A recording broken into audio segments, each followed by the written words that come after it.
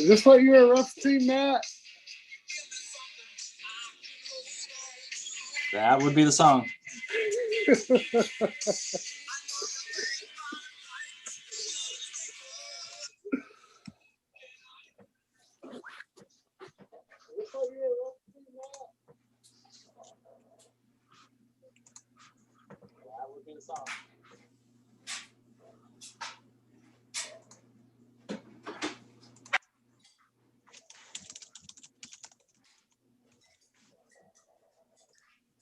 Matt, can you hear me?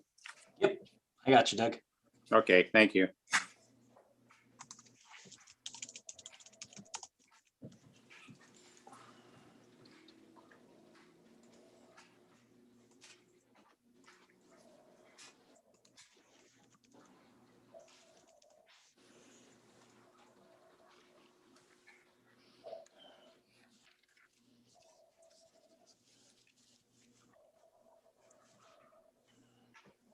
So, Mayor, we are live on YouTube and recording now, so we're good to go.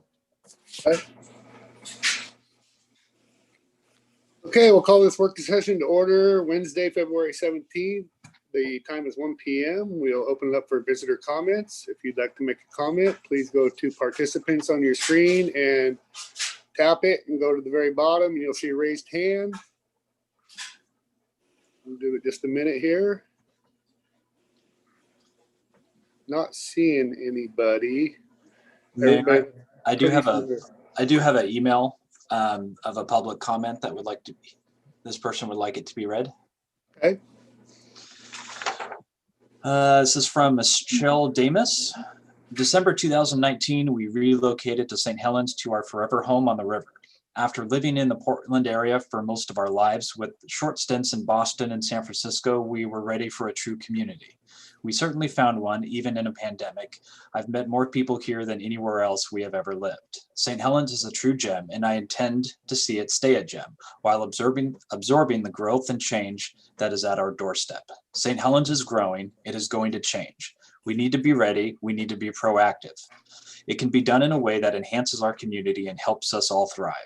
I was recently asked to join the committee for the new public safety facility that is so desperately needed. I was incredibly impressed by the research and planning that has gone into this project, and I was proud of the considerate and thoughtful debate that the committee engaged in.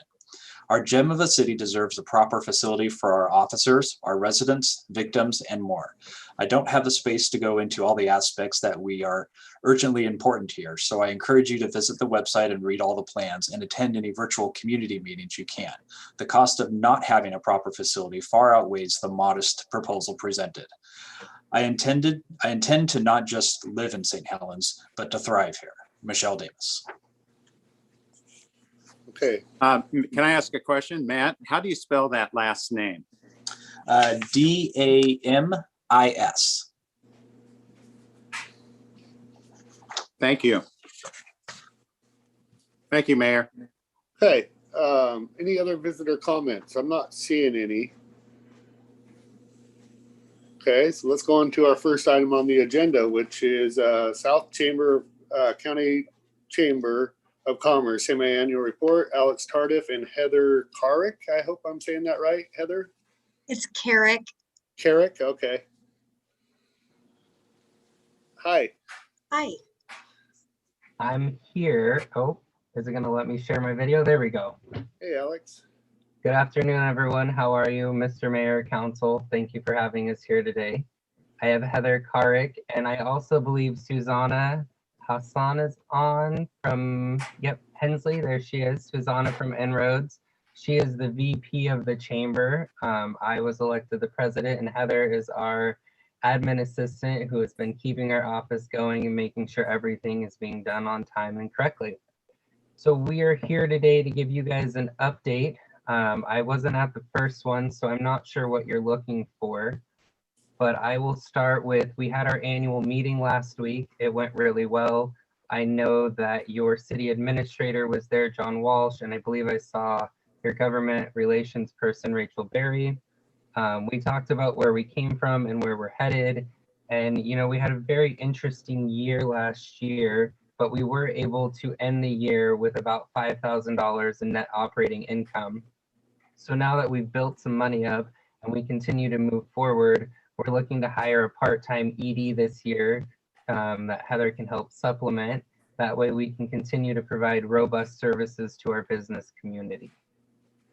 We have plans to start an educational program this year and help our businesses meet their needs with COVID. And we're looking at starting a business incubation center as well in order to help facilitate those who want to start a business here in South Columbia County. So with that, oh, the other big thing, and we would really appreciate the city's help on this, we're looking at doing a 100-year building celebration. The Chamber building is celebrating its 100th birthday this year. Oops, pardon me. And we're looking at having kind of a soiree sometime in September to celebrate that.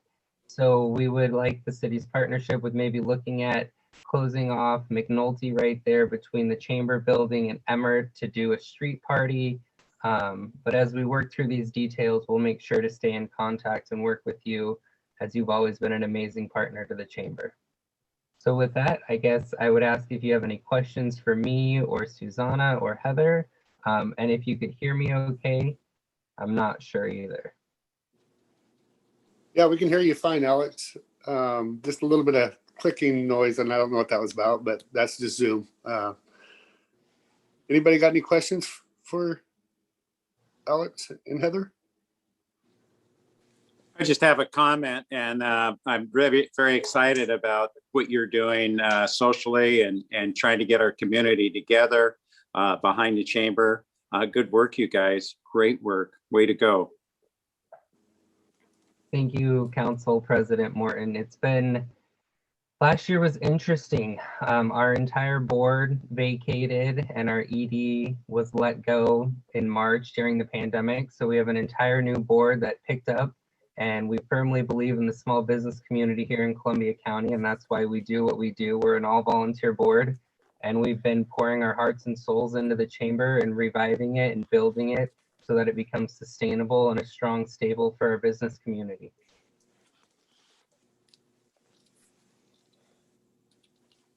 Well, I just got to say, I really admire you guys and you know, the resilience that the community has had, the small business owners, you know, is just amazing. It really is, to be able to have to do the cuts where you needed to do the cuts in order to make sure you're still in the positive to keep the Chamber going, and have a little bit of money to get going again, was a smart idea.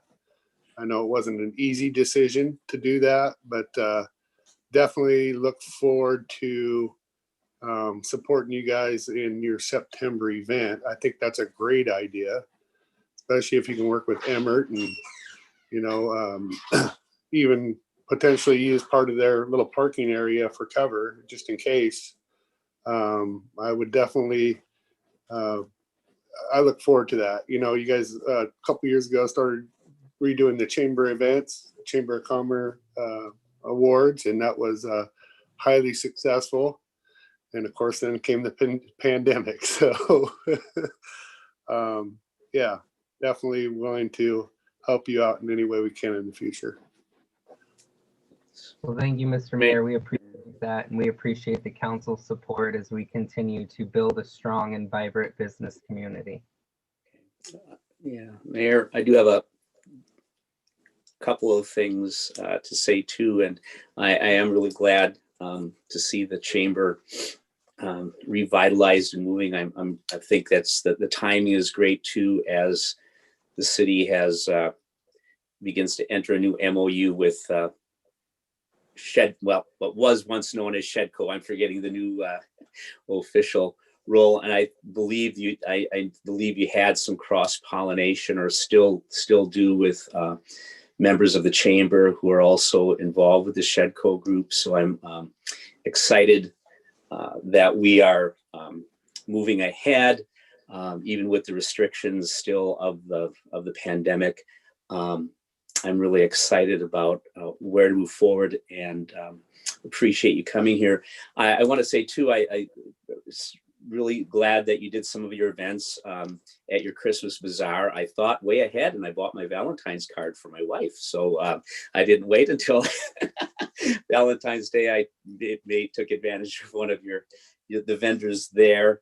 And also shortly after the election, I went up and down the boulevard there, introducing myself to business owners. And one of the business owners, I believe it was, and I'm forgetting her name, but she owns the Vanderwalls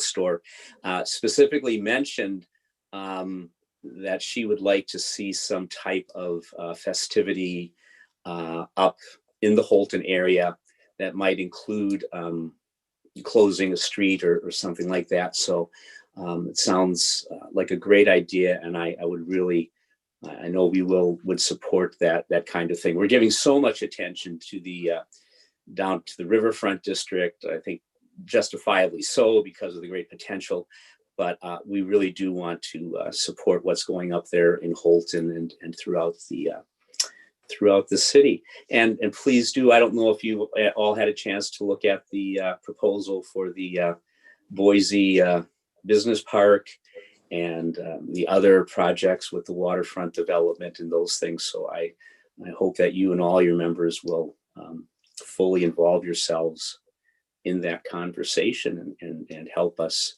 get your opinions about how the city can best support businesses through these efforts. So thank you. Thank you, Councilor Burkle. We will plan to partner and lend our voice to that process. So thank you for the invite and the offer. And on that event, one of the things, because it is the 100-year birthday of the Chamber building, which started as a train depot, we're hoping to get a trolley out here from Portland so we can take them from the Holton district down into Old Town and then back up and around and try and incorporate all of the businesses along Columbia and down into downtown. So we've got a lot of big plans for what this event will look like and how to make it work, and we'll be in contact as we move forward.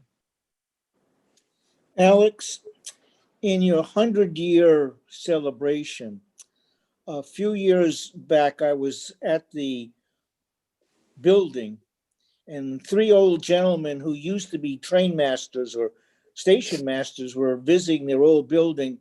And they mentioned they put some signs and some other fixtures of the train station up in the attic. And the attic is now hidden. It used to be a trap door. Now there's a light fixture. But there is some memorabilia up in the attic you may want to investigate for your 100-year celebration. Thank you, Councilor Topaz. I'll see if I can find a way into the attic and see what we have up there. Hey, Alex, you better call an electrician, it sounds like. Right? You're right, Rick. The lights, when I remembered, are not the same fixtures that are in now. It's definitely been an upgrade. Okay, any other questions for Alex and Heather? Question, but I just wanted to say it sounds very exciting, and I'm looking forward to hearing more about the event and hopefully get to be a part of it. So I'm looking forward to it. Thanks for sharing. Thanks, Thank Councilor you. Chilton. Well, Mr. Mayor, councilors, thank you so much for your time today. If you have any questions, concerns, want to know what the chamber is doing or what we're up to, please don't hesitate to reach out. We're a very transparent and open board, and our goal is to serve our business community and to be that connection to help foster growth. So we look forward to working with you, and we thank you for your time today. Absolutely. Hey, just make sure you reach out a little early on that event so we can get going on permitting, because we follow our own rules even for our events, okay? Just let you know. I plan Alex, on it, Mr. when are your Mayor. board meetings? I wanted to let you guys know today, see what your thoughts were, and then I was going to reach out to Rachel Berry and start working with her on how to move through the process. Well, I think it's a great idea. I think even if we're still in COVID, I think it's plenty of area to social distance and do tours of the facility if need be, so many people at a time. So I think it's a great idea. Awesome. Thank you all. Alex, do you happen to have general meetings and board meetings? How do you do it? Yeah, we have a board meeting. It's the second Tuesday of every month, and it's 3 to 5. Those are open to the public. We were meeting in person recently. We've started doing more Zoom meetings. And so if you wanted a Zoom meeting invite, we can publish that for you so you can join, but that's when we meet. Thank you. So on a side note, I hear that you are now the financial director for the Scappoose Fire District, correct? Yes, Mr. Mayor, that is correct. Congratulations. Thank you. It is Yep. it's a good family and a good team to be a part of. Absolutely. All right, Alex. I'm glad we kept you in the area. Oh yeah, I tried to get out, but they kept pulling me back. All right. You guys have a good one. You too. Thank you all. Take care. Yep. Okay, the next item on the agenda is review proposed amendments to non-representative job descriptions. So let's turn it over to John and maybe Kathy. I don't know if Kathy's available for this. Sure. So this is a carry forward from the last meeting that the council felt like Yep. we needed more time to look at. And we've attempted to give you clean versions because we started off with a strike through version that was pretty abstract, particularly if you're not used to looking at strike through format. And so you have that in your packet now. You have the old job description and then the proposed new job description. And typically we kind of pick these off one at a time as as needed, but this was kind of a collective look at everything that needed to be updated and just trying to get some fresh language that kind of met the duties of what people actually do in their positions. John, can I make some overall comments on this? It's your prerogative. Okay. I had a conversation also with Kathy about this, and I'll pick on her right now. It has a description of her starting the job basically 20 years ago. And it has minimum requirements and a few other little things. And then when you take a look at what Kathy is doing now, those minimum requirements don't even come close to the type of person I need to replace Kathy now.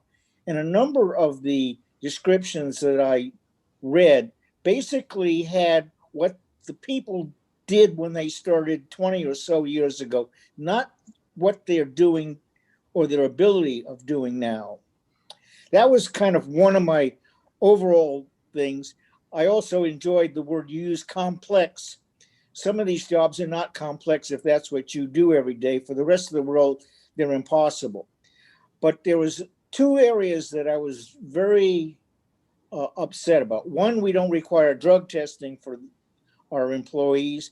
And two, under other education, we do not mention the people who have been educated in the military.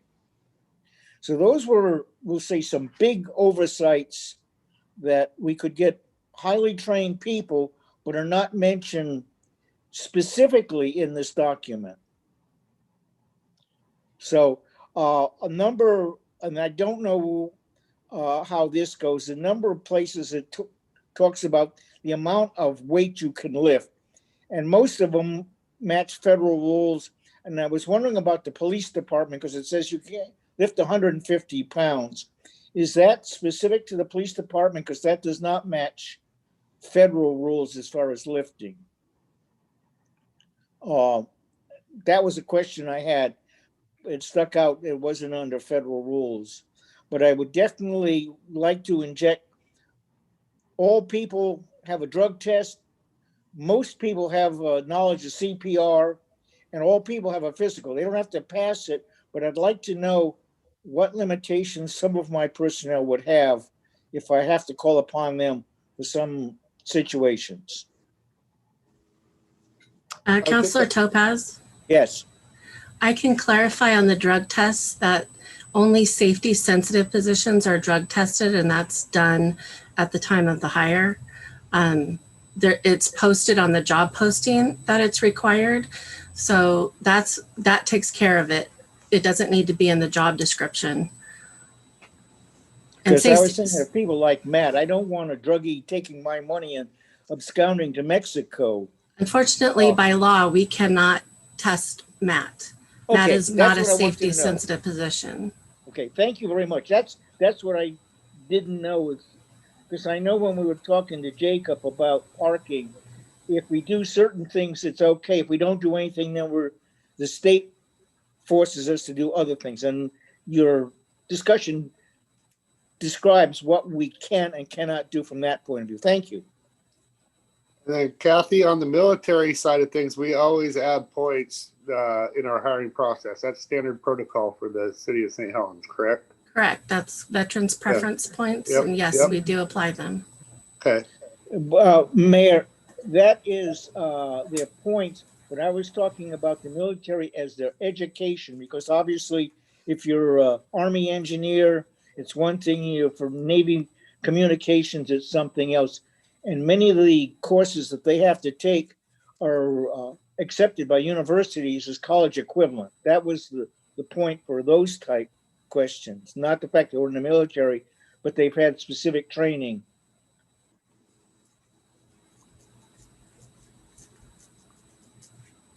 One other point about the drug testing, perhaps, is that in our personnel policies, there's a zero tolerance policy. So we we have the ability to test you if you're safety sensitive upon your hire. If you're maintaining a commercial driver's license, CDL, or something like that, you're going to get more frequent testing related to that. But the city's general policy is zero tolerance. I would also appreciate the city councilor not referring to me as a drug addict. It's okay. Matt, we need to have a background why you would make a decision. Not that you are the background, but the fact that the law doesn't allow us to force you to take a drug is much more important whether you're a drug addict or not. So we needed the example of why or why not. Don't feel embarrassed. Don't feel upset. Councilor Topaz, you're flirting a very fine line here on another grievance, so I would be careful. Keep it going. Keep it going, kids. I would ask that you just respect the staff. That's all I would ask, please. And try not to interject. Just do hypotheticals. John Smith, the guy, whoever, instead of just referencing, I would appreciate that as well. Okay? Yes. Yeah. John Doe. I have a question. It's changing the topic a little bit, if that's okay with you guys. Yeah, absolutely is okay. Okay. So I was curious if you guys do performance reviews. For instance, at my job, we do a 360 performance review where it allows coworkers and stuff to review each other. And I was curious if the city currently does that. Yes, we do. Okay. Awesome. It's good to know. As far as the lifting and things of that nature, the federal ADA, the American Disabilities Act, governs a lot of what we would expect to be a minimum standard for lifting and sight and vision and mobility and all those other factors that would we would have some expectations of them to perform the job, but be as accommodating as possible too. So there's the minimum standard is kind of the benchmark, and Councilor Topaz is correct that it does show somebody on day one is their minimum qualifications of what they expect, and we certainly hope they grow, flourish, and improve over time and become increasingly valuable to the organization. So.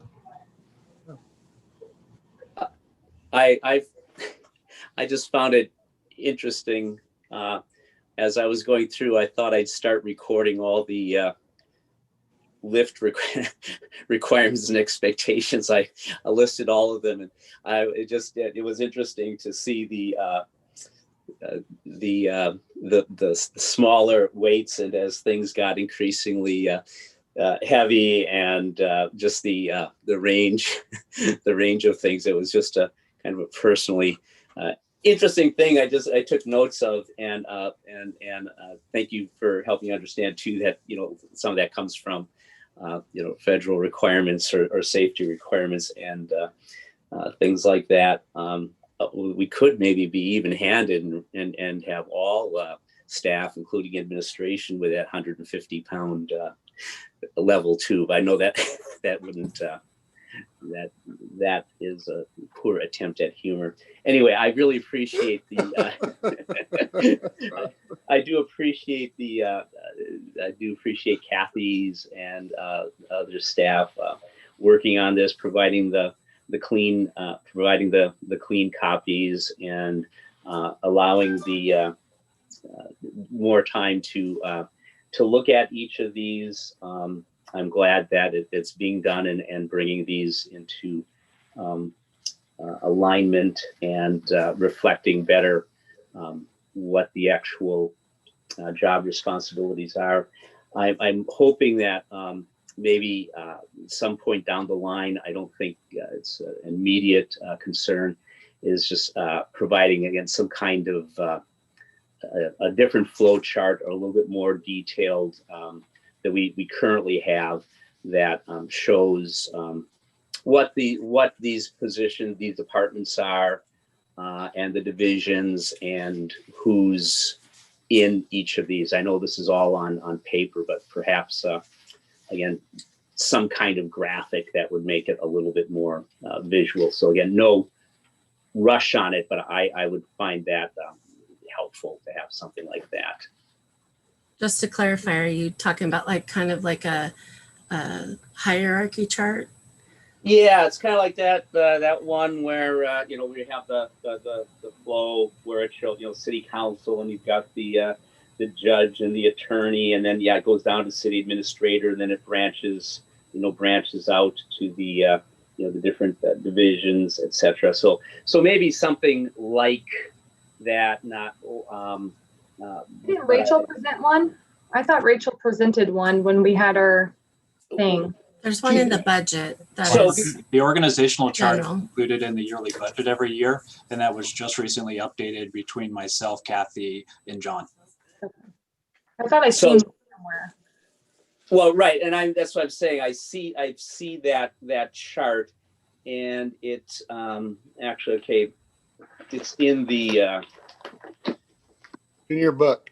I've got the binder. Yep, it's in your book. You might have it. Yeah. So it is this chart, but I think also with this too, or there maybe some kind of addendum or something that might maybe be able to say like where it is the municipal court, a little clear about who is that. I know we have the staff directory, and I know that's being updated and specifies who it is, but maybe something, and again, that again, even in this type of thing might branch out or show a little bit about who's what.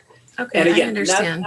not urgent, and if it's too, but if it's something that I would find helpful, and maybe especially if I'm trying to explain to the folks who's in what department and things like that. So not a super priority, but in all of your free time, you can get to it.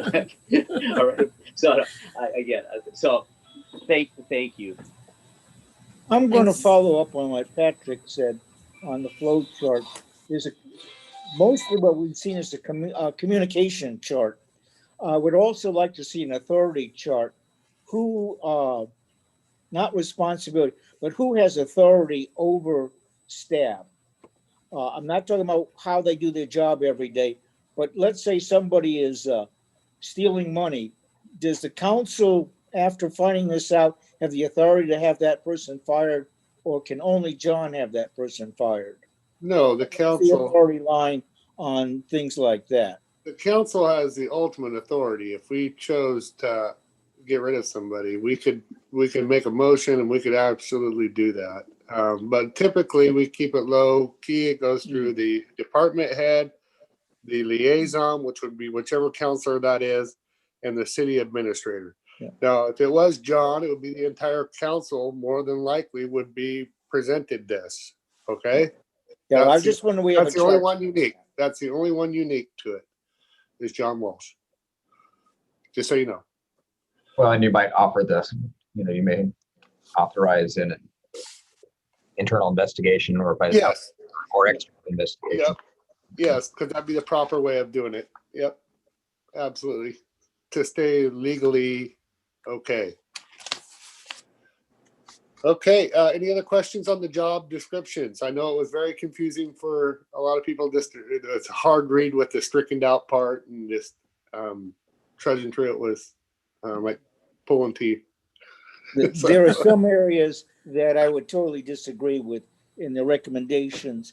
As I say, the other thing I would like all policemen to be able to coordinate between fire, EMTs, say the Coast Guard. In case of an accident, all of these people are coming together. Who coordinates this? And obviously, this is a instant type problem. Do they everybody say stand around and say it's not my job? Or No, we have an emergency response team at the county level that actually steps in and takes control of that in a natural disaster or like a oil train accident or something like that. It would be actually it would probably even go to the state level if it was oil train. Yeah. But how about like an auto accident where the fire is coming because the car is on fire? Well, ultimately, the police have in our city limits have the authority even over the fire department. That is correct too. Okay. It should be They mentioned. make that call. They make that call. It So- should be mentioned. So that's the question. Yeah, I just appreciate all your guys' efforts as far as reaching out to each department head and looking at every job description and going through this. It had to have been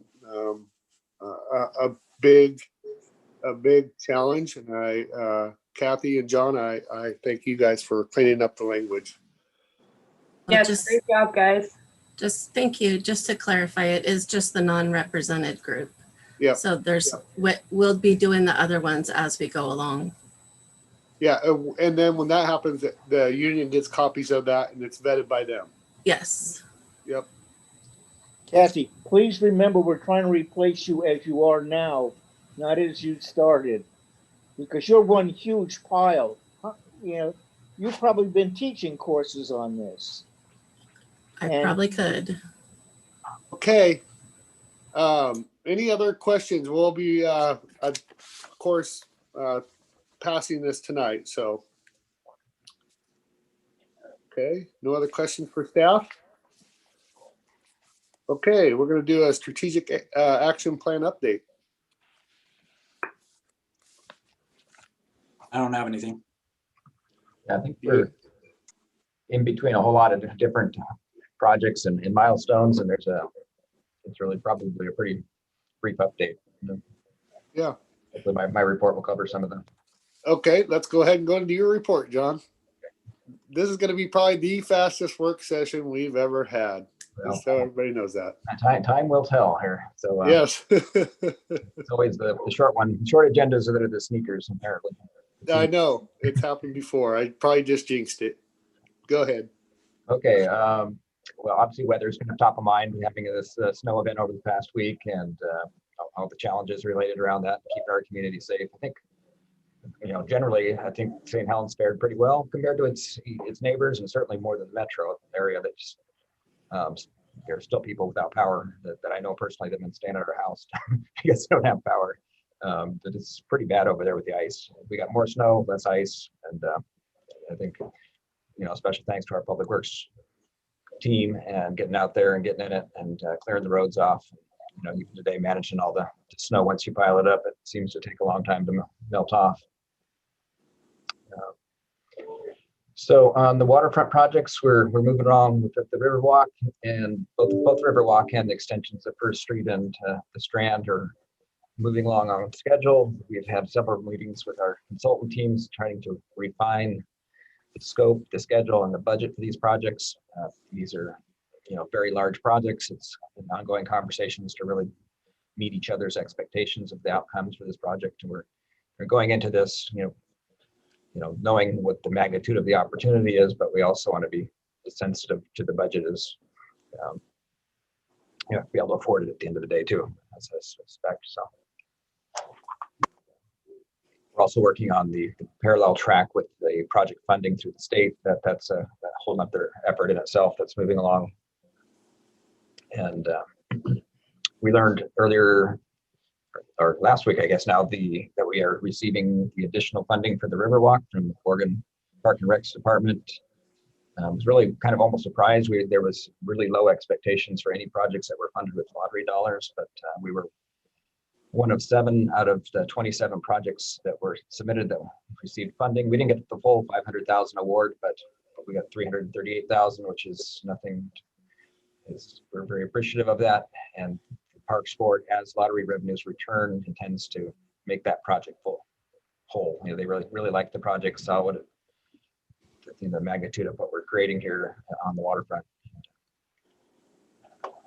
On the central waterfront, this is something that I've been talking about for a while now, about the public engagement. It is actually moving along and progressing. We're working with the film crew to produce a short documentary with some of the grant funds we received, updating the city's website to have a home for all of the information that's easy to access and available to all.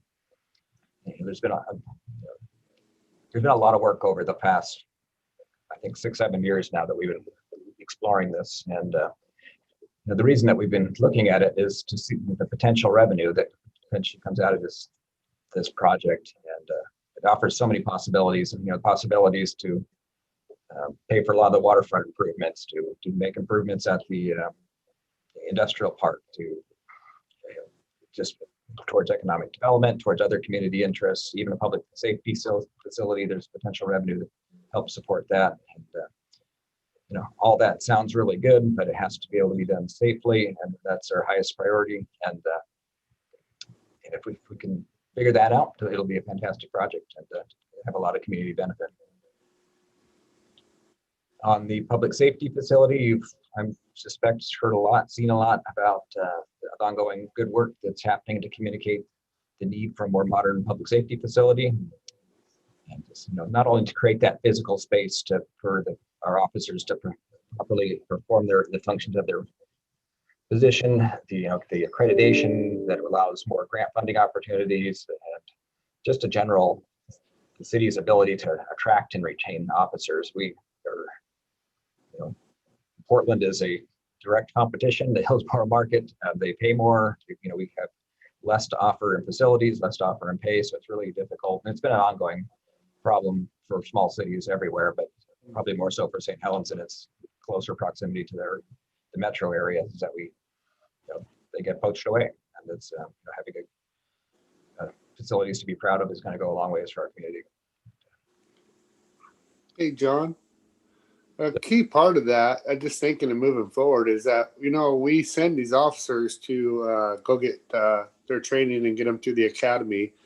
And then they work here for so long. And when they leave, we paid for them to go through the academy, and they get poached. And that's revenue that the city has lost because it cost us money in order to send them to the academy. So I think that's also something, it's not uncommon talking to a bunch of other mayors, that it's very frustrating how much we lose when we, even one officer is, it's fairly expensive to send them to the academy. So it's very expensive, yes. Yeah. So I think that's another key point in moving forward. When is that next meeting for that? Is it tomorrow, John? I think at 3 p.m. I do believe they are having another virtual meeting. Matt has that on the inside of his eyelids there. So yeah, I think it is at 3 p.m. tomorrow is the next engagement session. And I will let you know, Mayor, that the legislation did pass some rules regarding poaching from smaller cities, and that we can request reimbursements for training costs. We did kind of a back and forth with the city of Scappoose just a couple years ago, where we poached an officer from Scappoose. We ended up having to pay city of Scappoose $25,000. About 6 or 8 months later down the road, an officer went from St. Helens to Scappoose, and then we requested the same amount back, $25,000. So there is legislation in place that we can request reimbursements when that does happen. That's good. Yeah, that's only the finance is only part of the issue. I mean, you're losing. Yes. Good quality officers. Yes. Yep. Matt, sorry, Matt. Well, sorry, Matt. Do you have the number, or can you maybe just send that an email or something? The number of that legislation, what it is. Thank you. Yep. Oh, sorry to interrupt, John. I just want to make that statement there. No, you're spot on. There's a lot of contributing factors to attracting and retaining talented staff. And, pay and facilities, and it's all among those. So on the St. Helens Industrial Business Park, there's been movement on the grading and drainage plans. They're currently with wetland consultants looking at the mitigation and hydrological concerns. And that's moving slow, but it's still moving. Along with the trying to figure out the infrastructure on the site, specifically with PG. I've met with them several times trying to get both our own buildings. Cascades has the electric service, most of the electric down there, and we're trying to find other ways to serve ourselves and the other tenants down there. So we've spent a lot of energy and investment lately in improving the community development process. Been talking about this for several years, the speed of permits, the number of inspections, and all these things. And staff has been meeting regularly. I think if the council wants to see it at an upcoming meeting, we could actually go for a full deeper dive on the improvements that we've been making to get building permits processed and out the door, and people building, because it's certainly a lot of activity going on around the city that we've invested, first of all, in bringing the government affairs and special projects, and that's been to get the governing logistics piece of it. We've recently brought aboard a building inspector to create more capacity for the building official to have more time in the office doing plan review and getting those plans in the builder's hands. And then just general office coordination between the front office here. We've made an investment there that's really helped move things along. Our building's up, we heard over 500%, and just in single family residential, and that doesn't account for the bigger projects. So we're really busy, lots of things happening in that regard. And from my window looking out, I think things are moving a lot faster. And if you're hearing things that are different, I'd like to know about that so we can address those. Keeping an eye on the federal assistance at federal level to address some of the COVID relief. The COVID relief funds ran out at the end of the year, or they're required to be spent by the end of the year. They did an extension related to that. So things like the ongoing requirements to keep our restrooms clean and things like that nature that are, there's supposedly another wave of funding coming that's going to go to local governments. Local governments were omitted in the last round, and this round's supposed to address local government funding. So stay tuned to that. And typically about this time, we start talking about events and fireworks and things of that nature. And I did get a call from Western Display asking about fireworks for 2021, and really kind of, I don't know that I have a response. It's not back to them. It's not necessarily a tourism event. It's more of in our contract with our event coordinator, and although she does a lot of work in helping with that, it's working with a community partner. I don't see any community partners that are stepping up to want to do that. Yeah. Well, they've taken a huge hit on it, this year, and it's going to be, tough to get community partners to help out. It's a shame that, I don't know. I love 4th of July, Independence Day. It's, our birthday, United States, independence. Man, I already seen that Vancouver's canceled already, and it's just frustrating to me. I mean, if we can't have people vaccinated by July 4th, there's an issue. There just is. I would like to move forward. I mean, I would love to. I am only one person on the council, but that's just kind of my feeling on it, So some I totally agree. I think that this, as citizens that live here, that's a huge part of something that people love about St. Helens is our fireworks show. So if there's any way at all that we could work on trying to make that happen, I'm sure that the citizens would really appreciate that. So I would love to hear more problem solving around that or ways that we can make it happen. So Councilor Chilton, the biggest part of it is we have to actually give Western a down payment of half, which Western's the fireworks wholesaler and the shooter of the fireworks. And we spend about 15,000. So we'd have to put 7,500 down, non-refundable. So that's where it's really tough. We can't just When? by the end of this month, really, March, by the end of March. Yes. So we have 1 month, then they have to, and we could do a smaller show on this side, which would be cheaper and actually get more shells going up on this side of our parking area rather than Sand Island. And maybe even downscale the show a little bit, but have something, maybe a $10,000 show. I don't know. The business model that's made it successful with, or recovered most of the costs, probably a better way to state it, is the tailgate party where you have people pay a certain amount per vehicle, they enter it on the site and park. And that was actually a pretty decent fundraiser, along with sponsorships is another big piece of it too. And John, doesn't that come into whatever the governor says we can do on spacing?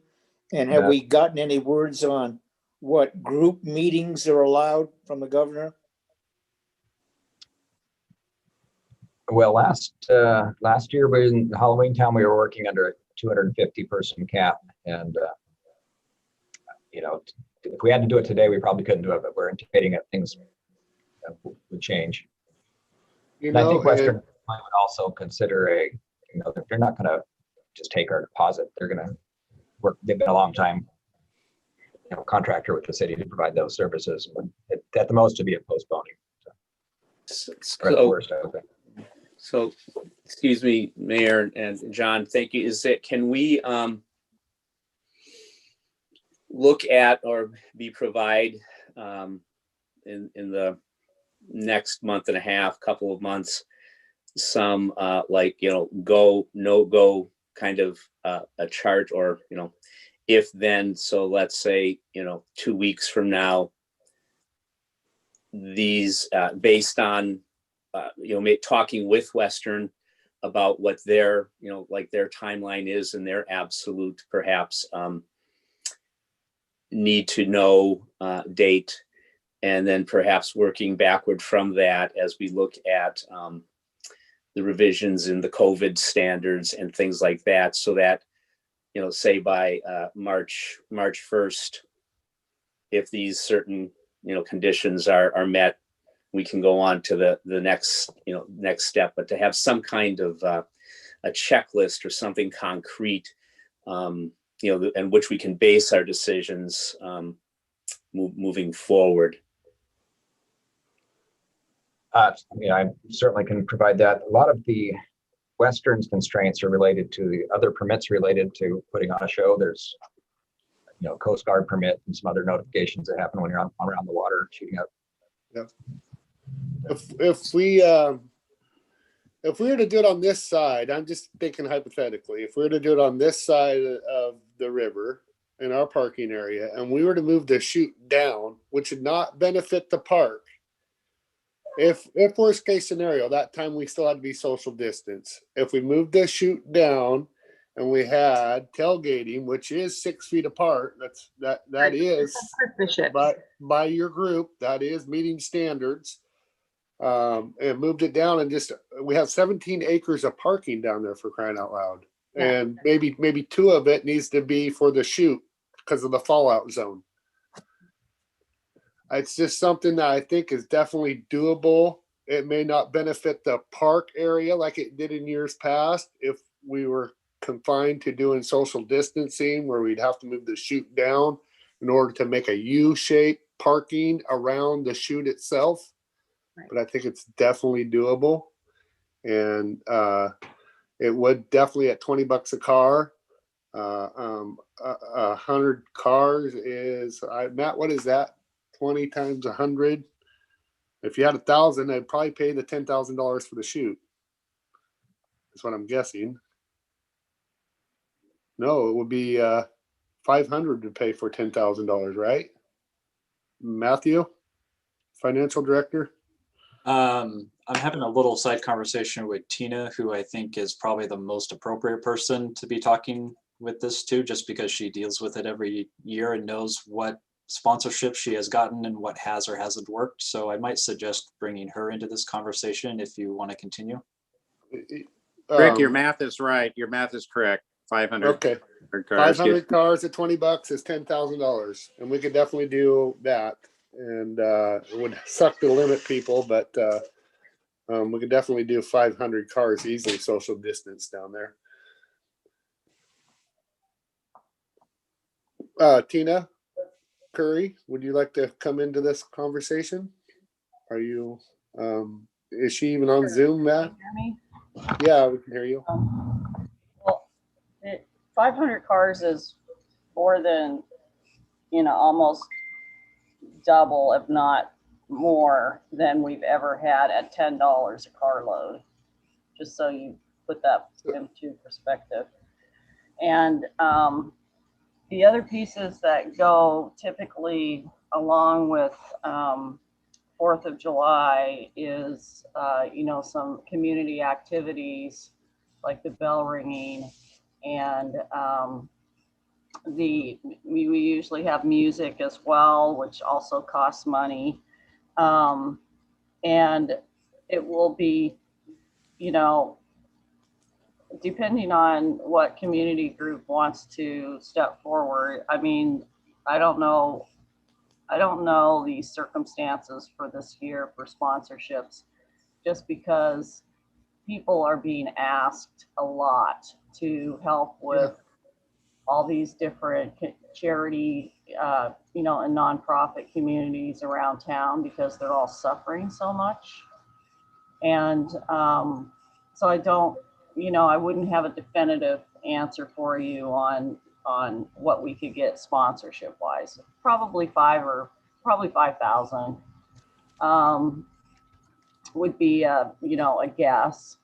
And then if we put, cans out and things like that, we usually get a $1,000 or $2,000 from that, like just at check stands and things like that. I don't know whether people would pay $20 a car or not. They probably would if they really wanted to go. They would. But they want to go and see fireworks show. Yep. So if it's not 15 minutes or so, I think that you might get some blowback a little bit. Well, this is something I probably know the most about, and I'm not trying to act like I'm overriding you, but Tina, by any means, but my Uncle Ed did it for years and purchased them with going with smaller shells. And on this side, you could, even at $10,000, you could do the show we did for the memorial, and it was a very small fallout zone. It was 200 yards, but we even backed people up a little bit more, and it was very close. If anybody was there and remembers it, you were right there, it seemed like. And that was above and beyond the Fallout State Fire Marshal Code. Curious, Tina, if you could answer, how many people have we had? That parking lot's been pretty full sometimes. I'm just curious how many. You said we've never had only 200? Yeah, it felt 200 is a lot of cars. When you think about people don't park. Well, right. So we should be able to get a diagram from events on 17 acres, or all right, let's just say 10 acres. How many can you park with rows? There should be a standard event calculation for 10 acres. And if it equals 500 cars, we could go ahead and do that, couldn't we? We have 17 acres down there. You can absolutely get 500 cars. You can get way more than 500 cars. We know that from, the CERT team through various events that they have run the parking for us. So you can definitely get that many cars. That is not an issue. Can you do a little bit of work behind this, Tina? And we'll talk about it next council meeting, please. Sure. Okay. Yeah, and Mayor, if I may, I would hope that, yeah, with the report and the reach out to the community, I certainly hope that Tina, would be reaching out to the chamber, to the organization formerly known as Shedco, and others seeking their input and guidance, and some of the other groups, because even though I think we might be talking about a reluctance to maybe, or inability to donate as much financially as possible, I think there would probably be a real strong interest in trying to develop something that engages the community. And also I'm a little hesitant that whatever we decide, especially with the 4th of July and its importance, that again, I understand that Spirit of Halloween Town this year was different. We had to, the decision was made, and it made sense to me to, block off the plaza and charge admission. But I do know that if there was one complaint I did hear from the public, it was that it did seem to limit, at least on the weekends, the opportunity for residents to access at certain periods of time. And I'm thinking that unless we were, even if we did charge admission, we had cars down at the riverfront for the fireworks, that we'd have to have some kind of accommodation for our residents to celebrate the birth of our nation without having to spend. Will we have public areas where they can be viewed? So I just would hope that all those things are also taken into consideration as we make our deliberations. Mayor, saving space. Do we get in trouble with the Coast Guard if we have the fireworks fired from a barge? Does It's that add very more expensive. complexity to the permits? Super expensive.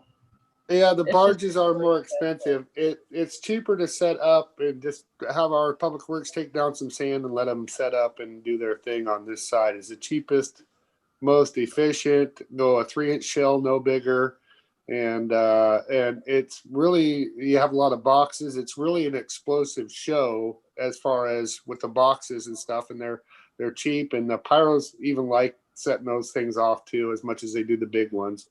So yeah, barges are really expensive, and to set up on the island is really expensive. So that's the only reason I'm recommending that we bring it back over to this side and even move it down a little bit for tailgating if need be.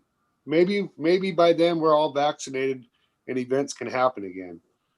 But it's no different than a drive-through. And I just want to make a comment on Councilor Berkeley as far as we always are a community event. The city has to secure the funding for this. That's really what this is.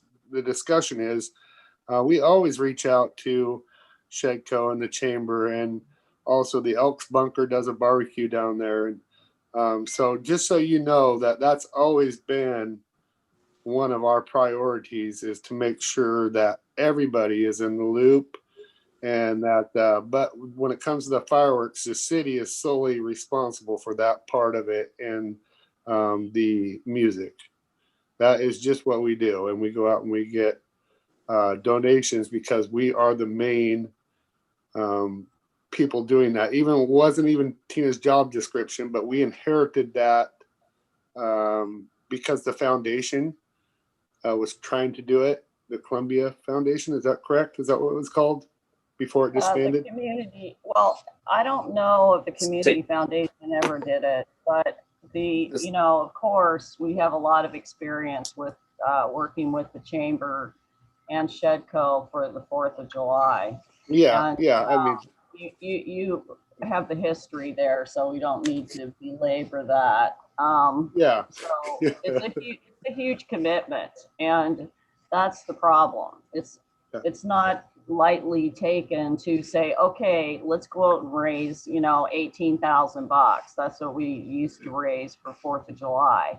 even if it's 15,000, even if it's 12,000, you still have to vote and raise that. And no one wants to take that on And because it's really scary. Yes, you and again, we can't also, what's gray in that area too, and I will say this for the record, is that you have to know what each other is doing, and the communication wasn't there in years past. And it really needs to be one person, and the city is equipped to do it. I mean, you know, it's as far as putting this thing together. So that's the ultimate way any event happens. You don't have 10 event coordinators running an event, because then it's just a fiasco, I would guess. Yeah, it was. I believe it was the St. Helens. It was the St. Helens Community Foundation. I think that I don't operated think it until it was taken over by the city. I don't Yeah. think the Community Foundation ever did 4th of July. Maybe way back, but I don't believe that they did. They were Well, we all- can check with they were Keith. all, Yeah. I'll check. So I 13 nights. go ahead, Councilor Berkeley. I mean, we can chat. I don't want to belabor the point, but I think yeah, Keith has reached out just for me to give it talk just to his experience on the council and stuff, and I think he was involved with that, and maybe can get a little background. So I guess it's not important exactly who did what, but I think it was a time, yes, when it was more community generated, but yes, those organizations were unable to sustain things, and that's my understanding of how the city became more involved, seeing the value of these things and to provide that support. So anyway, And in moving forward, we really just can learn from the past. We don't need to go back and relive the past. We need to move forward, and that's what this country does. And it is our birthday, the 4th of July. I would love to have some more information on this. So Tina, we'd appreciate if you could get a little bit more information and work with whoever you need to. We can, if you need help, as far as reaching out to an organization to maybe take a small percentage for parking, because we need that revenue to support it. Of course, we have to be fiscally responsible. So We also look into doing a survey that goes out to citizens. ooh, that's a good point, Councilor Chilton. That's a very good point. Maybe have Crystal just, hey, how's people feel about 4th of July this year? Right. Yes. good point. Mr. Mayor, Yes. one of the problems with 4th of July and the foundation was called 9/11, and there's a whole bunch of regulations that really changed the classic St. Helens 4th of July celebration. And I don't know whether we've ever clearly come through all the regulations that have been thrown at us since then. So I can speak a little bit on that, because my Uncle Ed was running it then, Councilor Topaz. And you're right, because there was some people that were working it that were not cleared as pyrotechs. Pyrotechs are cleared by the ATF, which Western is why it costs us more to get a smaller shoe, is Western. Every person that is staff is a pyrotechnician and is federally cleared through the ATF. Yeah, that was the thing that made that point when that happened really changed the way we did it. That's correct. That is absolutely correct. The Community Foundation did do it 2 years, more than 10 years ago. And one of the years that they did it, the city supported it financially. So they did do it a long, long time ago. All right. But I'm hesitant to encourage you to send out a survey to residents when we may not be able to, have it happen. My biggest concern is that we can say, okay, you can just drive through, you can drive down and come with your family, and that's the way that you watch fireworks. And then everybody walks in, and there's no way to control them for distance. Sure there is. We close the gate and we let them in, and we do the shoot down on the other end, Tina. What do you mean? Down on the other end, we have it shot off down by the asphalt, clear down at the bottom, and we build a talking U-shape about the around it. I'm talking about the people that walk in. How would They we can't know? walk in the gate. They cannot walk in the gate. So I guess we don't have a fence. off the Never mind. cart? Never mind. We already tore down the fence. Never mind. I just don't know. I mean, that would be a concern of mine if you had a few thousand people walking downtown. I would still like to have some feedback from the citizens. If it can be done safe, if it can be done safely, Yeah. Yes, would people pay $20 would people pay $20 to tailgate, and that would be the only way the show could happen. Something specific like that. I think that's a good way to propose the question to the citizen, let them in on the conversation. Yep. That's a good idea, Councilor Chilton. I like that. Yep. I'm hearing support to do it if we can, and move forward on the contracting, the permitting, the few wild cards in there as far as the governor's orders and just and we meet limits and things, but if we could have some information in a couple weeks, because we're literally meeting 2 weeks from now. So yeah, that's no problem. Okay. And in the meantime, just do a little survey, see what's going on out there and the feedback. And Mayor, just for some context, the Illuminates Festival that we were going to postpone to this year, this August, we're looking, because it's such a foot traffic, family intense kind of event, we're looking at postponing that off to next year, just to the event needs to be successful. Yep. The economics of it too. Yeah, that one's different because it's more of a longer event. We're talking one day event. Right. Yes. Yep. So we could, I'll get back to you and let you know numbers, and I'll get with Crystal to get the survey completed. And maybe I'll post it 100% on all the city Facebook pages and the event pages too, so that we can really get as wide a reach as we can, because we want to really hear from a lot of people. Yeah. We're not trying to make money. We're not trying to make money. No, Fireworks cost a lot of money. They just do. So if there's any comments like that, it's 100% of the proceeds is going towards fireworks. Yeah. And this, Mayor, this may be while we have Ms. Curry on the line here, may be appropriate time to talk about, the events in general and things that we're working on. That, Tina and I talk a lot about what events looks like in the world of COVID and events and activities and wanting to keep people engaged in downtown. And, sure. What the Illuminates obviously is, it just said it was going to be postponed. The 13 nights, Tina has some thoughts on that, and also adding some activities. Sand Islands is just a real boom of an asset that's really wildly successful over there, frankly, and kind of using that and continuing to make more investments over there to draw people to our community.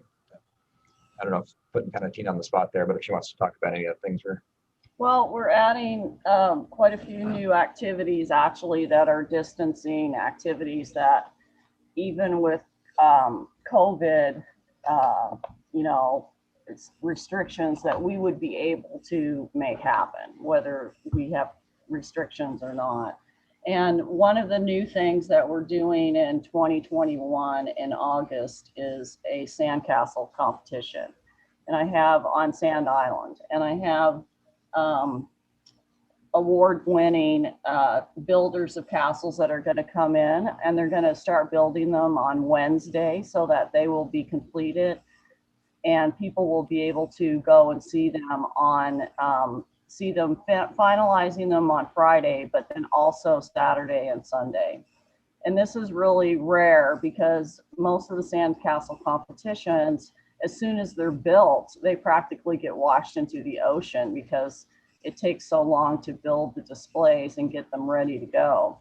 So the people that are actually going to be coming that are building the displays of the sand, various, it's not all sandcastles. I mean, it could be anything. It could be dragons. It could be, you know, Yeah.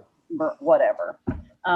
They are pretty excited about it because they're going to be able to have everything completed and leave it in place for 2 days while people come and see it. And we will have, of course, the free shuttle for people. We'll ask for maybe a donation or something like that to help cover it. But I have sponsors for it. And it will be, I think, really fun and something that will, you know, encourage people to get outdoors, and they don't have to crowd together. They don't have to do anything but really have an enjoyable day. We'll get the restaurants involved with picnic baskets and things like that. So you could maybe go over to the island and have a picnic. We'll have classes for people if they want to learn how to really build professional sandcastles. And that is August, I think 13, 14, 15, without having it right in front of me. The other thing that we're also doing is we're going to do a Zorb Ball experience that will be at 6th Street Park, and that's going to be all summer long.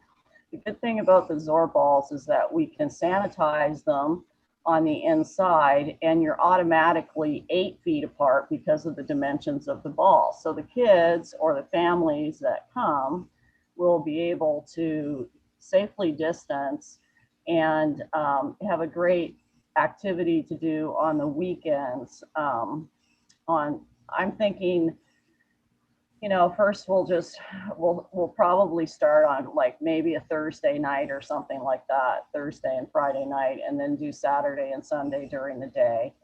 And I have been talking with Mohammed and the parks folks to make sure that we have it contained, and we won't be taking up the whole park, so that of their softball, you'll be able to still do that, and we won't be interfering with that group at all.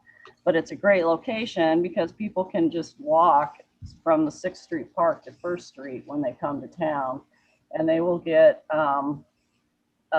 for instance, Molly's Market is going to give them a free bag of chips. So when they sign in and they go into the Zorball court to play, afterwards they get a coupon for a free bag of chips at Molly's Market. So that drives them down to 1st Street and encourages them to shop and stay here for more than just coming for an experience. And so that will be all summer long. And then on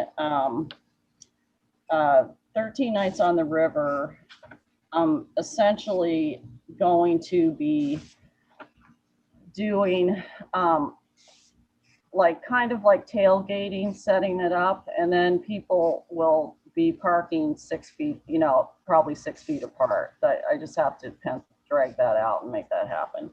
And then we will actually have the stage that we already have in our possession. We'll have a stage that is kind of in the, not the middle, but kind of offset on the waterfront, so that the musicians will be really playing with the backdrop of the river.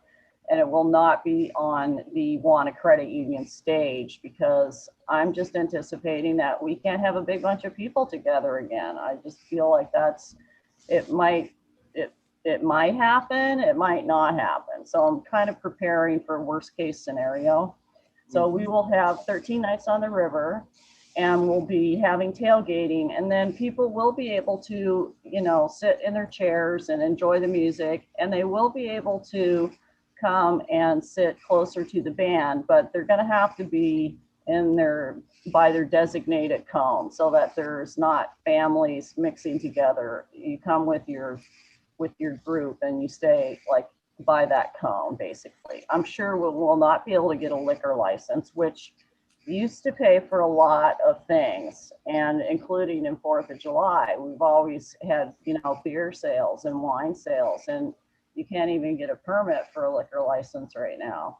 So I'm just anticipating that I can't get a liquor license. So we will, get sponsors for 13 Nights on the River. We already have some sponsors that are lined up, and we will have, an opportunity for people to donate if they wish to, but we won't require them to pay. So people will be able to come down and listen to the music, and at a safe distance. It's like really important to keep them separated, to me. Hey, And that's the another yeah. question, and I'm sorry, Tina, to interrupt That's on okay. and come back to this 4th of July discussion, but how would people feel about shooting it July 3rd because it's Saturday and July 4th is Sunday? I know it's kind of odd, but why not? It does happen. A lot of few places will do it the day before. It's a question to the council, a question to the community as well. July 3rd is a Saturday. July 4th is a Sunday. Who are you thinking is the benefit of that, Rick or Mayor Scholl? Sorry. Yeah. What was that question again? What are you thinking is the benefit of doing that on Saturday instead of Sunday? Well, just it makes more activities throughout the day doable. And I'm trying to think of, there's a number of shoots that you can actually probably look up that we're doing them on July 3rd. It wasn't uncommon to have it a day before. And I don't know why that is, but just something to throw out there. Survey. We could ask that in the survey too. So there's like a multiple, it's not just one question. We could ask them. I don't know July 3rd. I guess if you're tailgating, it would be a better day, of course, but are they gonna go tailgate on the river like all day for the fireworks show when there may or may not be a lot of other things that they can do downtown based on distancing? I mean, it's just such a conundrum to try to figure out what to do when they can just walk in. That is what is really hard. And we kind of went through that at Christmas time with Santa Claus. People would just walk up and it's like, hold on, we're doing this for a reason, and it's like to keep you distanced properly. But people just don't always care, and they're excited, and so getting them to follow rules when there is no methodology to it is sometimes difficult. Yeah, and I don't know that it was a great idea throwing it out there July 3rd, but it's just an idea. I have lots of ideas. Well, we can ask them, but I don't know if people would come down and tailgate all day unless there was activities all day, and then it's going to be kind of maybe difficult. That makes sense. Yep. Okay. Well, Tina, thank you for the update, and I look forward to 13 nights, which will be the first, and the sounds like the Zorb balls will be happening about the same time, and then keep us posted on the Sandcastle event. The comment, I think. Oh, I've had my hand up for a while. well, Are we still doing the hand up thing, Mayor, or do we just interrupt or what? Just interrupt because I don't have that up on my screen. Oh, Council okay. President. All right. No problem. Let me lower my hand here. It's going to take a second. There we I go. think, All right. I thought we covered that last meeting. I apologize. No problem. Okay. So whatever. Tina, can I talk to you for just a second and in openness by chance? Is Tina? Sure. Oh, Yeah. good. Okay. Yeah. We've talked a lot about the Kite Festival, and the Kite Festival that you did have the one time was on a weekend, and it just got scoured out by typhonic rains, and it was very sad to see that happen. And is it possible? And I think in other places, kite festivals go throughout the entire summer months, and the way they're organized is that they'll give a prize for people who come down, and if there's any kind of competition or any kind of reward for people who come down and fly their kite the most throughout the summer. They take their cell phone, take a photograph of the kite that they're flying, and how long that they had the kite up and that kind of thing. Is it possible to create some enthusiasm with our kids and with families to get something like that moving to where it's an ongoing participation of individuals in our community with nobody really overseeing what they're doing other than themselves, and they accumulate their hours on their cell phone or whatever. But the kites could be up over on Sand Island, or they could be up on the 17 acres. They could be up in Columbia View Park. They could just be up and celebrate some of life's vitality, because we have wind almost every day. And Well, I just think that could be very doable, something like that. I would endorse wholeheartedly. Anyway, Okay, that's my well, comment. That's my 2 bits. Okay, well, I'm really happy to hear you say that, Mr. Morton, because we actually have an entire group of kites that the city possesses that I purchased for the St. Helens Kite Club. And I forgot to tell you that we're doing that. So we have all these kites. You're going to be able to check them out. We're probably going to do some type of a ring doorbell method so we can see who's wanting to check out the kite. So we don't have to be there, but we can see the kite that they're checking out and the kite that they're taking. And they will be given a special code so they can go and check out kites and then put them back. And I think we have about 50 kites, and they're all different sizes and quantities. We don't have any acrobatic kites because they tend to break, and then we'll be becoming a kite shop, which maybe someone in town would like to start a kite shop. That would be an awesome store to have. And we actually have quite a few people that are really interested in joining the kite club. It will, it'll probably be like maybe $5 to become a member, and you get a patch. And, you get access to all these kites that you can go take out anytime. And they'll have, we'll have criteria, like you can only check it out for like maybe 2 hours at a time or something. So someone else could have a turn with that kite or something like that. But we're having a kite box that is almost completed that will be down kind of on the south side of Gracie's. So it's kind of hidden and tucked away, but you'll be able to go to that little box and get the kite and enjoy your day with your family. And it's a great activity. I just forgot to tell you I was doing that too. But yeah, I've got a lot of things going on right now that will encourage people to come to town and keep it a safe distance and, enjoy St. Helens. And the citizens, of course, can jump in too. Hey, I think it's a great idea. I think, it's been said in the community a number of times, hey, Mayor, go fly a kite. And now you will.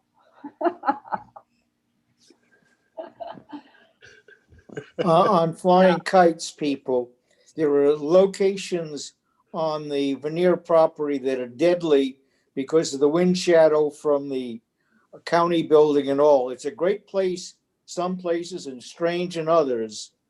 And also the wind direction is kind of weird depending on how close you are to the bluff. But it's a great kite flying place, but there are peculiarities around it. Yeah, so people will be able to like message each other that are in the, in the kite club, and hopefully say, hey, I'm down here, get down here, let's have some fun and stay at a distance. So it's a great activity for, the community. And I think people, once they see the kites, are going to go, I want to do that. So hopefully that's what happens. But there's so many people that want kites that it's just like, I can't believe there isn't a kite store in this town. So maybe now there will be. You just never know what can happen. That's right. Maybe one of the vendors will start holding kites in there. Yeah, Yes. Yep. thank you. Thank you, John. Tina. Thank you for the update. Okay, John, anything else on your city administrator report? The only other thing I had to share was an invitation from Superintendent Scott Stockwell over at the St. Helens Connect retreat this weekend. It's very short notice. He was apologetic about that, but he wanted to extend the invitation to participate in that community building event. And I'd seen the email just shortly ago. So, yep. Okay. So are we gonna, do we have stuff for our executive session today? we do. Can I bring something up, Mayor, under other business? Uh, I'm typically, going to bring up my favorite of wanting an accounting of the tourist business. And as you can see, it's getting very complicated. I'd like the council to know exactly what's happened for the last few years and where we're going now. For course, how much the city personnel is involved, as we see a lot in Christmas and in Halloween Town. I think it is time we have a audit of the whole system. And with the fact that we have a tourism director that has a continuing contract with an office in the city hall, I think we ought to be a little more transparent in what's going on. I basically need somebody else from the council to say it's important so we can have a vote on it this evening.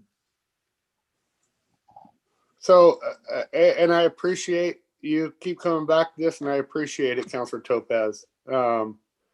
Typically, I'm gonna probably have to strike other business because you keep doing this every meeting and you have a report later where you can bring this type of stuff up. And I, again, will correct you and let you know that this is the type of stuff we bring into the evening session under our reports.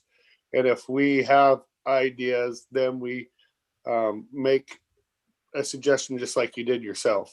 Yeah, it needs to be an action item on the court for a vote. And that's why we have our evening sessions are totally action items. And so if you would like to have this put on the council agenda, you can get another counselor to back you and it can go on the agenda. So if you read your charter and you follow the rules in that charter, then there's more than one way to skin a cat. Okay. Okay. I'm just letting you know that that's the proper way. You keep coming in at random under other business, and this is not the first time it's happened. And I'm not trying to make you look bad at all, Councilor Topaz. I'm just trying to tell you the way we run our meetings is in the evening session under your report. You can bring that up, and then if you don't get nowhere, then you can talk to another counselor about it, and you can petition to have it put on the agenda. Okay. Okay. That is the correct way of doing things. For any counselor, that's the way. Okay? Okay. So, as discussed earlier, we are going to be going into executive session ORS 192.6602E, real property transaction, and H, consulting with counsel. So we will adjourn from this regular meeting. Matt, are we going to get a separate code for this meeting? Nope, I know how to lock people Okay. out now, so we'll be okay. Okay, so we are now officially adjourned in our work session.